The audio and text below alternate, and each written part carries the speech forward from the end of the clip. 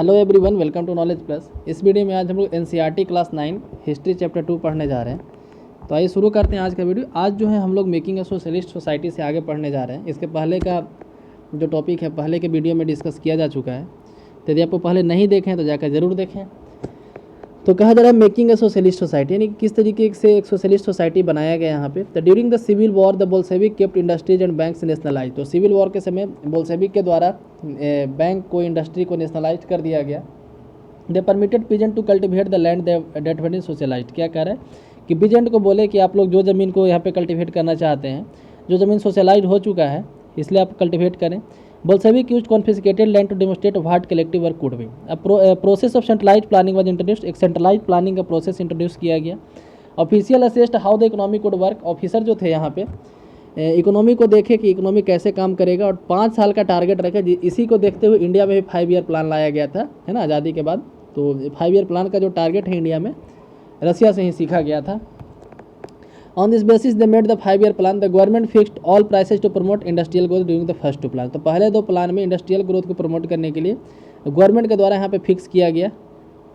तो पहला 2 प्लान आया 1927 से 32 और 33 से 38।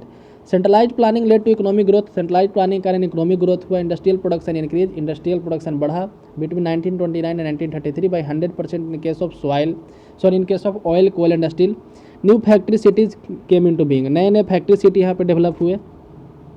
How ever rapid construction led to poor working condition. हालांकि इतने तेज़ी से जो कंस्ट्रक्शन हुआ जिसके कारण से वर्किंग कंडीशन काफ़ी पुअर यहाँ पे हुआ। In the city of Magnitogorsk the construction of steel plant was achieved in 3 year. तो जैसे यहाँ पे एक शहर है जिसका नाम दिया गया, वहाँ पे जो एक स्टील प्लांट का कंस्ट्रक्शन हुआ 3 साल में पूरा हुआ।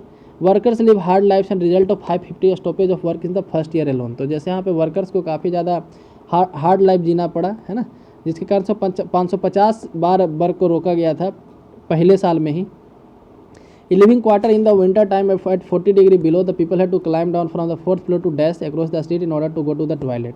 कहा जा रहा है कि क्वार्टर में रहने के बाद जो है विंटर के समय -40 डिग्री जो टेम्परेचर है 40 डिग्री बिलो, लोगों को जो है 4th फ्लोर से नीचे आना पड़ता था टॉयलेट जाने के लिए। An extended schooling system developed and arrangements were made for factory workers and peasant to Indian university. तो एक स्कूलिंग सिस्टम डेवलप किया गया और ऐसा व्यवस्था किया कि जो फैक्ट्री वर्कर है पीजेंट्स वो भी यूनिवर्सिटी जा सकें। Creches were establish in factories for children for women worker. Women worker जो उनके बच्चे के लिए क्रेच बनाया गया था यहाँ पे फैक्ट्री में। क्रेच ऐसे फैसिलिटी को बोलते हैं जहाँ पे वो अपने बच्चे को छोड़ सकते हैं काम करने जब जाते हैं तब। Cheap public health care was provided. सस्ते रेट पे यहाँ पे पब्लिक हेल्थ केयर प्रोवाइड किया गया था। Model living quarter were set up for workers. Model living quarter set up किया था वर्कर्स के लिए। The effect of all this was uneven though the since government resource was limited. क्या कह रहा है कि हालांकि इसका जो इफेक्ट था ये भी अनइवन था। अनइवन मतलब कि हर जगह इक्वल नहीं था, क्योंकि गवर्नमेंट के पास जो रिसोर्स अवेलेबल था वो भी लिमिटेड था। ठीक है, तो जैसे आप देख सकते हैं children at school in Soviet Russia 1930। तो इस तरीके से वहाँ पर पढ़ाई होता था सोवियत इकोनॉमी के बारे में। A child in Magnitogorsk during the first 5 year plan. और भी यहाँ पे फैक्ट्री डाइनिंग हॉल इन 1930। तो फैक्ट्री में इस तरीके का डाइनिंग हॉल सेटअप किया गया था 1930 का ही ये सब पिक्चर आपको दिख रहा है।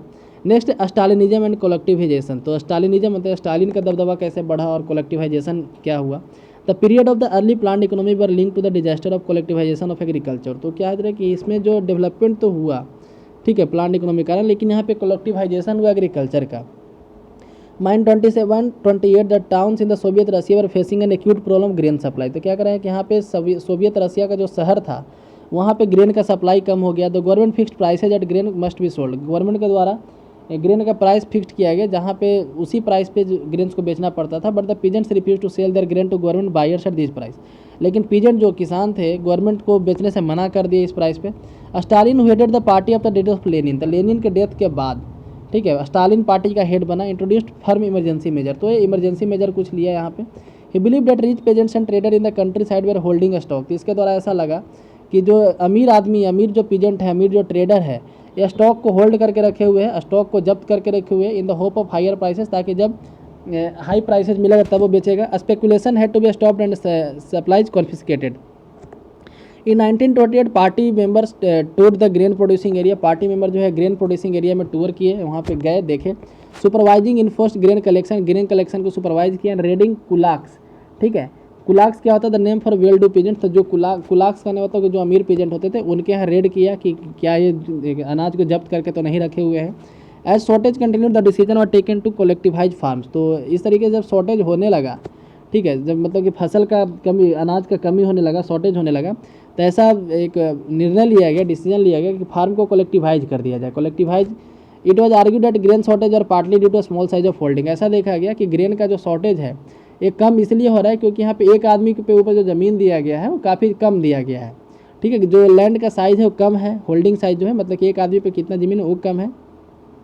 After 1917 the land had been given order to peasants. 1917 के बाद लैंड को दिया गया था पीजेंट को। This small size peasants farm could not be modernise. ये जो छोटे साइज में जो पीजेंट का फार्म दिया गया था उसको मॉडर्नाइज नहीं किया जा सकता था। To develop modern farm run along industrial lines with machinery it was necessary to eliminate kulaks. तो क्या कह रहा है, तो मॉडर्न लाइन पे फार्मिंग कराने के लिए, इंडस्ट्रियलाइजेशन को फार्मिंग से जोड़ने के लिए, मतलब फार्मिंग में मशीनरी वगैरह यूज करने के लिए ये ज़रूरी हो चुका था कि कुलाक्स को ख़त्म किया जाए। कुलाक्स यानी जिसके पास ज़्यादा ज़मीन हो उससे ज़मीन छीना जाए और जिसका छोटा ज़मीन है उसको मतलब ज़मीन का साइज़ को बराबर किया जाए। Take away land from peasant and establish state control large farm. और यहाँ पे सरकारी खेती करवाया जाए, मतलब कि सरकार अपने कंट्रोल में खेती करवाए बड़े लेवल पे, ठीक है। What followed the Stalin collectivization program. तो यही मतलब स्टालिन का कलेक्टिवाइजेशन मतलब ज़मीन को कलेक्ट करना, कहने का मतलब यही है।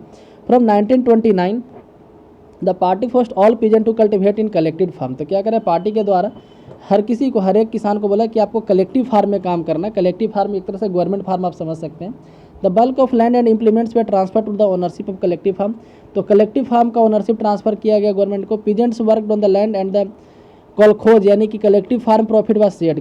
पीजेंट यहाँ पे काम करते थे और जो भी वहाँ पे प्रॉफिट होता था कलेक्टिव फार्म में, है ना, खेती सरकार करवाती थी लेकिन जो प्रॉफिट होता था वो पीजेंट्स के बीच में भी बांटा जाता था क्योंकि सोशलिज्म था। Indirect peasants resisted the authorities and destroyed their livestock. Between 1929 and 31 the number of cattle fell by 1/3। क्या करें, 1929-31 के बीच में जो नंबर ऑफ कैटल है ये 1/3 हो चुका था। Those who resisted collectivization were severely punished। जो कलेक्टिवाइजेशन के विरोध में बोलता था उसको पनिशमेंट यहाँ पे दिया जाता था। Many were deported and exiled। कई लोगों को विदेश भेज दिया गया, जेल भेज दिया गया। As the resistance collectivization, peasant argued that they were not rich, they were not against socialism। तो क्या कह रहा है कि कलेक्टिवाइजेशन जो है वो लोग कलेक्टिवाइजेशन को रेसिस्ट करते थे, तो इसलिए पीजेंट के द्वारा कहा गया था कि वे लोग जो है रिच नहीं है और एक सोशलिज्म के अगेंस्ट नहीं है। They merely didn't want to work in collective for variety of reasons. मतलब कि जो जनता थी वो चाहती थी कि कुछ जनता चाहती थी कलेक्टिवाइजेशन हो, कुछ लोग नहीं चाहती थी, ठीक है। तो जनता भी यही कहती थी कि जो लोग कलेक्टिवाइजेशन के विरोध में है, ऐसा ये नहीं है कि वो सोशलिज्म के विरोध में। सरकार कहती थी कि जो कलेक्टिवाइजेशन के विरोध में है इसका मतलब सोशलिज्म के विरोध में, लेकिन जनता कहती थी कि ऐसा नहीं है, उसका अपना रीजन है, इसके कारण से वो विरोध कर रहा है। Stalin government allowed some independent cultivation. तो ये सब इस तरह का विरोध देखते हुए स्टालिन गवर्नमेंट के द्वारा कुछ इंडिपेंडेंट कल्टिवेशन को भी चालू किया गया, अलाउ किया गया कि ठीक है जो लोग इंडिपेंडेंट रूप से खेती करना चाहते हैं कर सकते हैं। But treated such cultivator unsympathetically. तो लेकिन ऐसे जो कल्टिवेटर थे, ऐसे जो किसान थे, उसके साथ किसी भी तरह का सिंपैथी नहीं दिखाया जाता था, किसी भी तरीके का सहानुभूति नहीं दिखाया जाता था। In spite of collectivization production didn't increase immediately. तो कलेक्टिवाइजेशन के कारण भी प्रोडक्शन अचानक से नहीं बढ़ा।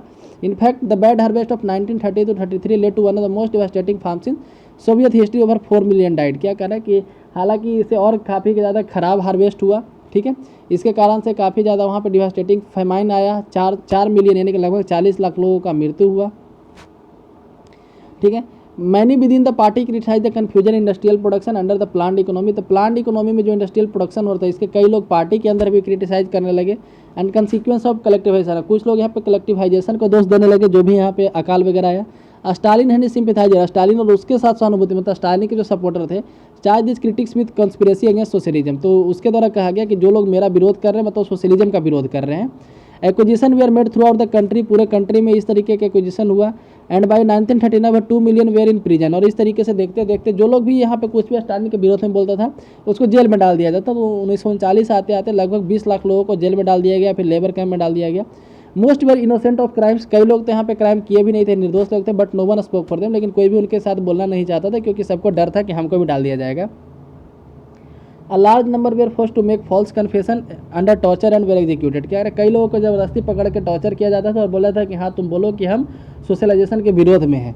And several among them were talented professional, कई लोग तो इसमें टैलेंटेड प्रोफेशनल थे, उन लोगों को भी इस तरीके से भेजा गया jail.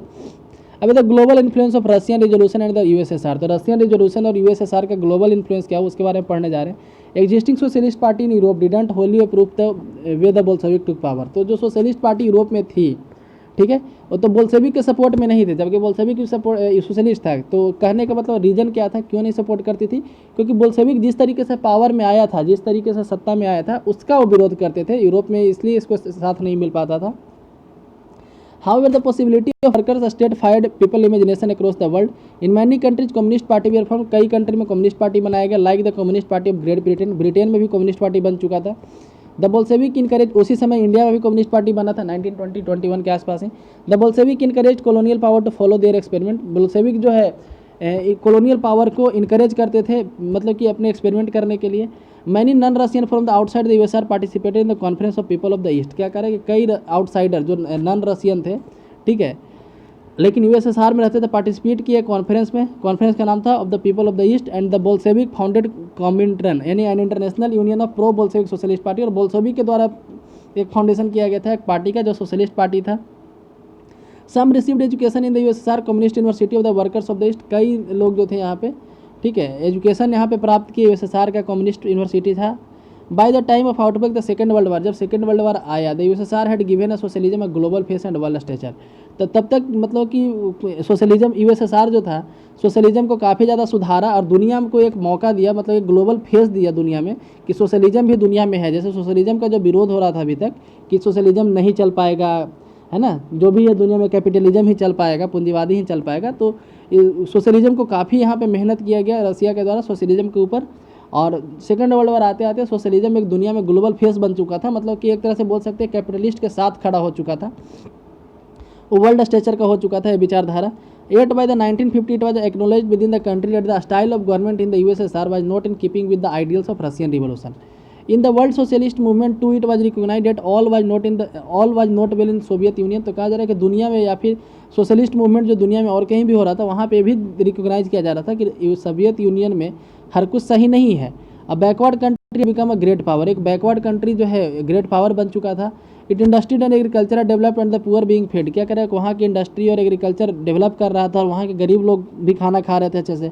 But it denied the essential freedom to the citizen, लेकिन वहाँ पे फ्रीडम नहीं था किसी भी सिटीजन को कि सोशलिज्म के विरोध में बोल सके। And carried out development project through respective policy, और अपने पॉलिसी के तहत कोई डेवलपमेंट कर सके ऐसा कोई फ्रीडम नहीं था, जो सरकार कहती थी वो कहना पड़ता था।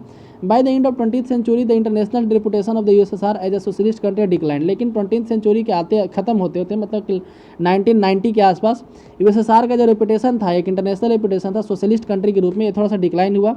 And recognize the socialist ideal still enjoyed respect among the people, हालांकि लोग अभी भी सोशलिस्ट आइडिया को रिस्पेक्ट करते थे। But in each country the idea of socialism were rethought in the variety of different ways, लेकिन हर देश में सोशलिज्म को डिफरेंट तरीके से देखा गया। जैसे इंडिया में भी सोशलिस्ट है, जैसे आप प्रीएम्बल पढ़ेंगे तो वहाँ पे एक टर्म आएगा सोशलिस्ट, है ना, कि भारत भी एक समाजवादी है, लेकिन थोड़ा डिफरेंट तरीके का, यहाँ पे सरकारी प्राइवेट दोनों होता है।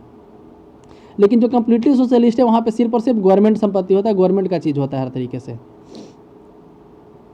आगे पढ़ते हैं, तो आगे आई थिंक चैप्टर यहाँ पे खत्म होता है। यहाँ पे दो सोर्स दिया गया, हम लोग उसको देख लेते हैं। An Indian arrive in Soviet Russia 1920, एक इंडियन जो है सोवियत रशिया में गया था 1920 में।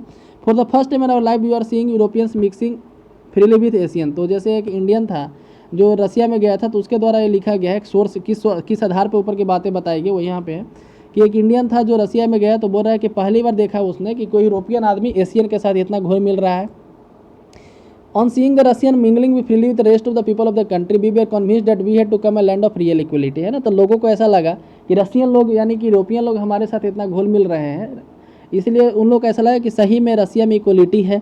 We saw freedom in true light, वहाँ पे फ्रीडम को देखा गया सही मायने में। In spite of their poverty, भले वहाँ गरीबी था, imposed by the country revolutionaries and imperialist, the people were more jovial and satisfied than ever before, तो लोग पहले से ज़्यादा संतुष्ट थे, भले ही गरीब थे लेकिन संतुष्ट थे। The revolution had instilled confidence and fearless in them, जो रिवोल्यूशन हुआ है रसिया में जो सोशलिज्म का रिवोल्यूशन हुआ उसके कारण वो फेयरलेस हो चुके हैं। The real brotherhood of mankind would be scene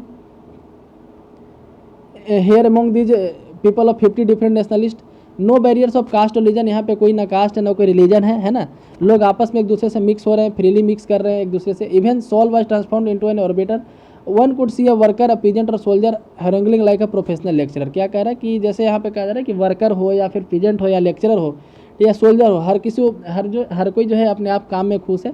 ये लिखा गया शौकत उस्मानी के द्वारा, इसके द्वारा लिखा है हिस्ट्री टिप्स ऑफ रिवोल्यूशनरी। तो एक इंडियन आदमी थे जो रसिया में गए थे, तो रसिया का तारीफ यहाँ पे किया जा रहा है, सोशलिज्म का तारीफ किया जा रहा है 1920 के आसपास। Next Rabindranath Tagore wrote from Russia 1930। तो रविंद्रनाथ टैगोर के द्वारा रसिया के बारे में क्या लिखा है 1930 में। तो Moscow appears much less clean than other European capital. तो मॉस्को जो है दूसरे यूरोपियन कैपिटल के मुकाबले कम साफ है। None of these hurrying along with street look smart. यहाँ पे कोई भी जो स्ट्रीट है, जैसे आप लंदन में देखेंगे वहाँ पे लोग काफ़ी जल्दी में रहते हैं। यूरोप के कई लोग काफ़ी पंक्चुअल होते हैं, अपने टाइम के पाबंद होते हैं। तो क्या है उस तरीके का व्यवस्था यहाँ नहीं है। The whole place belong to the workers. यहाँ जो पूरा ज़मीन है, पूरा रसिया वर्कर्स का है। Here the masses of not in the least been in the shade by the gentleman. Those who lived in the background of for ages have come forward in the open today. क्या करें, जो लोग पहले background में रहते थे आज forward आ चुके हैं, आगे आ चुके हैं। I thought that peasants and worker in my country. तो क्या करें, कह रहे हैं कि हम हमारे देश में भी पीजेंट का और वर्कर्स का ऐसा ही हो, हम भी ऐसा सोचते हैं। मतलब उस समय इंडिया में भी ऐसा हवा बना था कि सोशलिज्म काफ़ी ज़्यादा फैला था। आप देख सकते हैं 1920 से 30 के बीच में इंडिया में भी कम्युनिस्ट पार्टी का स्थापना हुआ। उसके अलावा जैसे HRA पहले था, हिंदुस्तान रिवोल्यूशनरी एसोसिएशन, उसका नाम बदल के HSRA किया गया था भगत सिंह के द्वारा। इसमें सोशलिस्ट जोड़ा गया था, है ना। 1929 के आसपास जवाहरलाल नेहरू के द्वारा भी सोशलिस्ट आइडिया इंडिया में मतलब कि लाया गया था, ठीक है। तो सोशलिज्म 1920 से 1930 का जो पूरा डिकेड था, ये सोशलिज्म का चरम था, एक तरह से बोल सकते हैं। पूरे दुनिया में सोशलिज्म का फैल रहा था। I thought that it also seemed like the work of the Guinea in the Arabian Nights here and only a decade ago where they were illiterate। कहा जा रहा है कि यहाँ पे करीब एक दशक पहले ही देखा जाए तो लोग यहाँ पे इलिटरेट थे, हेल्पलेस थे, हंगरी थे। एज अब हमारे लोगों की तरह ही रविंद्रनाथ टैगोर की तरह बोला कि जिस तरह से इंडियन अभी उसी तरीके से लोग यहाँ भी थे। लेकिन यहाँ पे सोशलिज्म के कारण लोगों का स्थिति में सुधार आया है। तो इसलिए इंडिया में भी सोशलिज्म उस समय काफ़ी ज़्यादा फैला। कई लोग रसियन का जो रिवोल्यूशन था उससे इंस्पायर्ड थे। तो इसी के साथ ये चैप्टर यहाँ पे समाप्त होता है। यदि वीडियो पसंद है तो लाइक करें, चैनल को सब्सक्राइब करें। धन्यवाद।